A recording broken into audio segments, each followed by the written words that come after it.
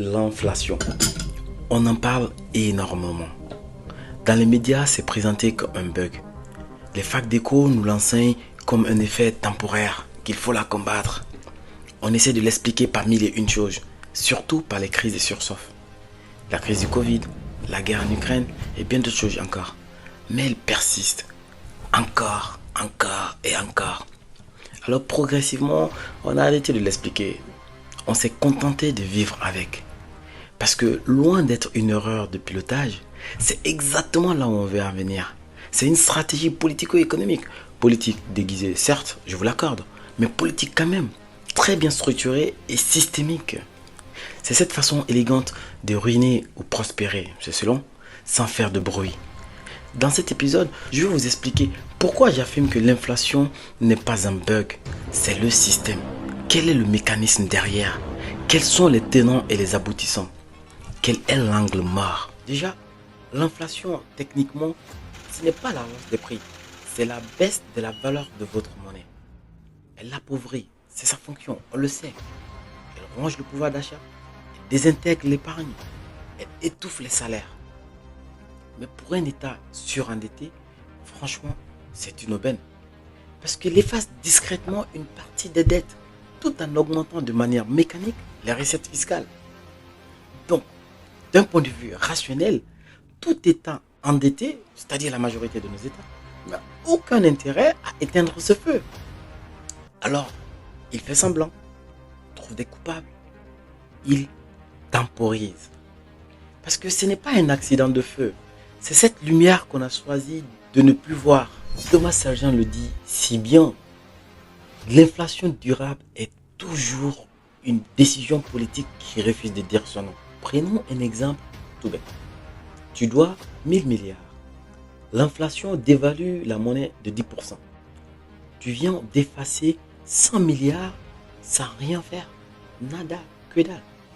Ajoute à ça des TVA sur des prix plus élevés, un impôt sur les salaires gonflé et une illusion de croissance. Tu obtiens littéralement une machine à cash, sans hausse d'impôt, sans plan d'austérité et surtout sans émeute révolutionnaire. Mais le phénomène n'est pas nouveau. Dans les années 50, l'inflation a été utilisée pour effacer une partie des dettes de guerre. Carmen Renard et d'autres scientifiques l'ont démontré. Comment l'inflation a diminué de 50% les dettes de guerre. On appelle ça joliment la répression financière. Ce que le monde redoute, l'Afrique le vit déjà.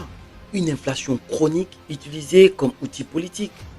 Une création monétaire incontrôlée des États incapables de taxer efficacement. Alors on imprime, on subventionne, on survit. Un mois de plus, un an de plus. Et parfois c'est suffisant. La Guinée, le Zimbabwe, autant d'exemples où l'inflation n'a pas que fragilisé les économies. Elle a contribué à effacer la confiance dans la monnaie elle-même. Dans ces économies, le billet de banque devient le symbole d'évaluer par nécessité politique. Et à chaque crise, à chaque élection, à chaque budget en faillite, l'imprimerie devient l'ultime recours. Aujourd'hui, ce phénomène n'est pas que dans le laboratoire Afrique, il se mondialise.